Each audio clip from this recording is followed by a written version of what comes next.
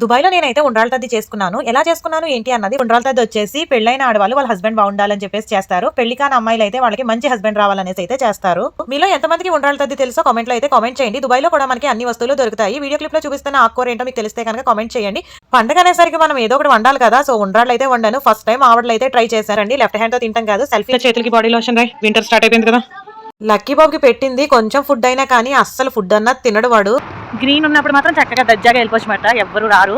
మన ఇంటి దగ్గర నుంచి క్యారీ4 కి వాకింగ్ డిస్టెన్స్ ఎంతసేపు ఉంటుంది? Almost 2 kilometres.